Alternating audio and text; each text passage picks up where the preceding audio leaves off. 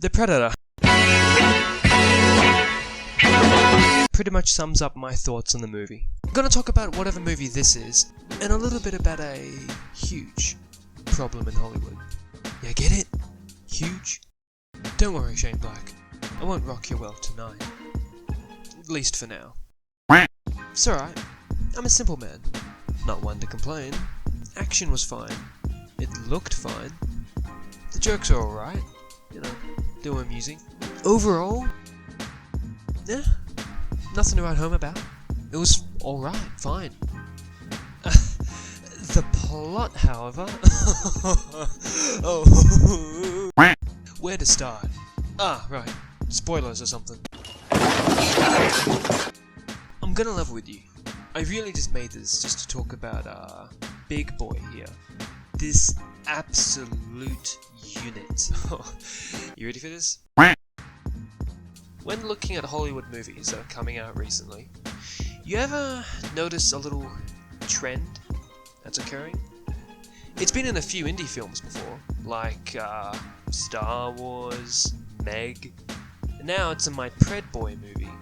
What you may have noticed is, in Hollywood, they really love the idea of, let's make things bigger. It's gotta make it scary, right? I imagine the conversation goes a little like this. Oh, this big ship, this moon-sized planet killer, this giant shark, this giant alien. These aren't threatening. Oh, our audiences won't feel scared. We must make them bigger. Bigger. Bigger. I absolutely hate this logic that, oh, if it's bigger, it must be scary. It must be more intimidating. No, it's not. This huge monster, or giant ship or whatever, are still getting killed off by the good guys. So, why is this bigger threat more intimidating if it just gets wiped out just as easily? Look, it took my caveman brain a minute to figure out why audiences wouldn't be intimidated or scared by this bigger threat. So, what are you going to do from here? Are you going to show more normal-sized predators or ships? Nah, they're not as threatening as the absolute units over there. So, what are you going to do from now? You're going to make it even bigger? Before we can talk about the plot, we're going to have to talk about how ridiculous the 11-foot Big Boy is. This absolute unit is bloody massive. He's real big. Do you even understand how big 11 foot is? Nah, that's not good enough. Think of it like this. If you were to fight him, you'd have to punch up against gravity to hit his crotch, while he simply uses gravity to punch or kick down. Very fun. I don't think you truly grasp the magnitude of Big Boy here. You see, I threw this incredible in-depth data to a team of scientists, and after 5 years of analyzing it through Google search, they came back with these results. An 11-foot human would weigh 1 ton. Now keep in mind, this predator is not a normal human. It's a giant bodybuilder. I would really love to see this 1-ton bodybuilder elegantly jump around from branch to branch. Just to top it off, to really screw with your brain dogs, this absolute unit is bulletproof.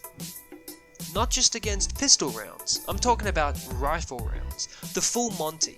His entire body, even his face, is bulletproof. And apparently he also has thermal lenses inside his eyes, so it's fully cybernetic now.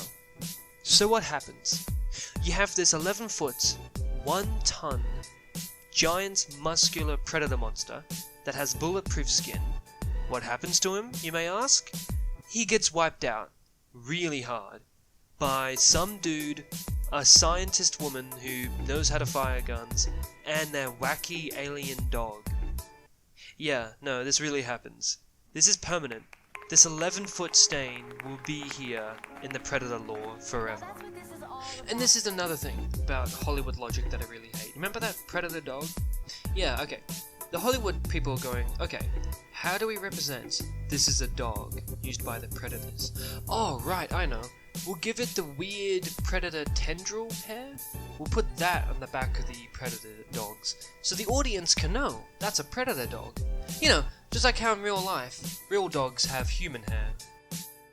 When this literal genetic monster, this 11-foot, 1-ton, muscular, bulletproof alien, when it gets just absolutely demolished by the end of the movie, it kinda makes all the normal predators a bit sad and pathetic in comparison. So yeah, that's it. Welcome to the Predator. I know most people don't care about the lore. Me, however, I'm a bit of a connoisseur. I may be a nerd, but I am very forgiving. I'm not the kind of person who will instantly hate on something because it did one thing wrong. Yet this movie, the lore, like there is no tomorrow. To me, the Predators come off as a proud and xenophobic race. It is explained in the comics and novels, but only nerds like me care about that, so I'll break it down for you. These guys hunt the strongest and deadliest creatures in the galaxy. They wear nothing but a loincloth and have a knife, maybe a gun. They're pretty smart. Besides the fact that they travel through space, half of their face is just a brain. And it doesn't help that they're actually pretty good at killing things. And yeah, they all have the bodies of a bodybuilder. The first Predator movie shows this perfectly. A random, no-name hunter managed to take on and almost wipe out an entire squad of elite commandos that had more muscles and steroids pumping through their veins than the entire human race. And they were fighting in the environment of their choice. They were experts of jungle warfare, which is kind of why at the beginning of the movie they were making jokes and quips as they were just absolutely decimating a bunch of militia. They were the best of the best, yet these pros could barely stand up to this random hunter. I mean, to be fair, he was a bit of a pussy, using his giant plasma cannon every 2 seconds, but guess you could say he was evening the playing field. With that in mind, have you ever stopped to think about if the only predators we've ever seen are just random hunters? I wonder what their military looks like. Huh. Kinda puts things into perspective, doesn't it? Now you're probably wondering, what did this movie do to ruin the Predators? It's been established in the first movie, they're just hunters, hunting for sports and honor, collecting skills as trophies as they hunt the deadliest game in the universe. Now, the new movie claims that this is false. They're not hunters, they're collectors, collecting the DNA of the strongest species to inject into themselves to make them stronger, perfect. This practice throws a wrench into how things work lore-wise. So that's it. The Predators were never hunters, they're gene collectors now. Amusingly, this is very similar to how the Xenomorphs were portrayed in the Alien prequels. Yeah, we're at that level now, where we're just destroying all these old franchises because, I don't know, we can. I bet some comic book or novel will try to write this off and explain it. Because in summary, the whole point of the Predator is that it hunted for sport, and now they fight to perfect themselves? Yeah, if someone really wanted to tell a story of a 1-ton, 11-foot bulletproof predator, then just say he was a part of some banished predator clan who were banished because of genetic tampering. You know, perhaps they don't see a point in hunting lesser creatures, but instead to use the good traits from these lesser creatures and to use that to turn themselves into the ultimate beings. Or you could just say that some random outcast clan decided to make Big Boy as an experiment. But the clan isn't actually into genetic tampering, just like how Frank Horrigan was in Fallout. Instead of implying, oh yeah nah, every predator does this, didn't you know bro? Saying all that really just, I don't know, gets to me man. Anyway, now we can focus on the plot. There are 2 main plot points in this movie, so let's take them one at a time. The first is, this predator is actually a good predator. He actually came to Earth to give us technology, or to give us a weapon to either fight the predators or to stop global warming, because that's what the movie claims. However, it's never explained why he wants to do this. In the movie, they say that he has human DNA in him. And yes, they made the joke of, oh, did someone get down with an alien monster? Nah, sorry boys, he got injected with a needle. Which begs the question, the Absolute Unit, was he injected with the 11-foot DNA? If so, where can I get some? Holy crap, that was a terrible joke. Anyway, so this predator, he wanted to help the humans because he has human DNA in him? Is that it? And his motivation of helping the humans is never made clear, because he just starts murdering people. Right from the word go, just starts to murder every single human he gets his hands on. Especially the only people on the planet who actually have a chance to understand the predator language. Just straight up murders them. Anyway, he dies horribly, yada yada. However, at the very end of the movie, they do actually show what he wanted to give us. And I'm gonna save that to the end of the video because it's a treat. Now the second plot point is there's a second predator. The big boy, the guy I keep referencing the whole video, this 11-foot boy. Yep, he came to Earth for two reasons. The first was to stop the good predator, and the second reason is that he wanted to capture this child. Kinda disappointed we haven't learned the fact to never have annoying child actors in movies, but, you know, I guess we haven't learned that lesson yet. The reason why this child is so special is because he has autism. The movie shows the kid is very smart, as one of the most intelligent people on the planet actually.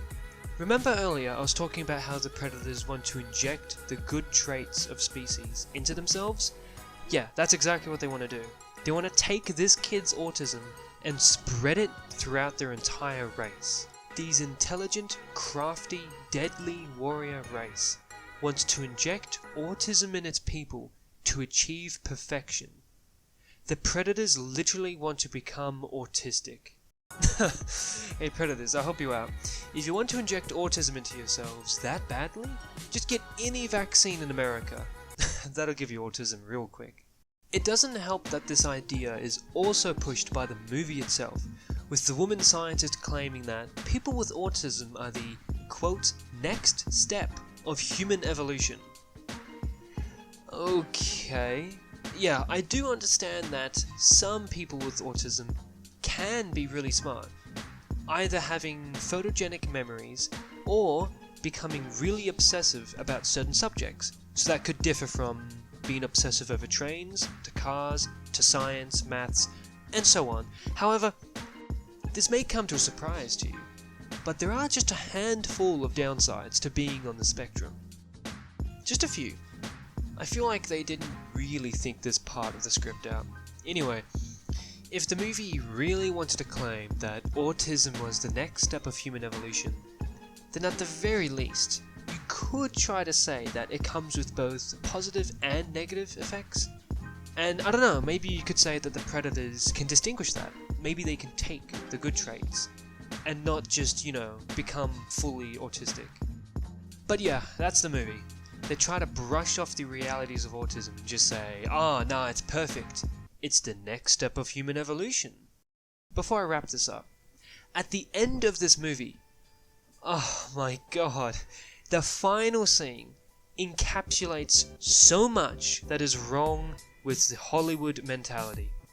And it's cool for about 5 seconds, but the moment you put a single thought into it, you just kind of start realizing how bad this is. Now you might be wondering, what the hell am I talking about?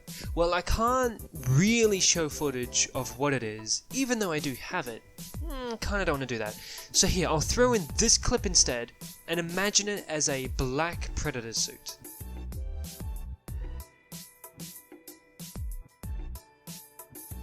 Yeah, I'm completely serious.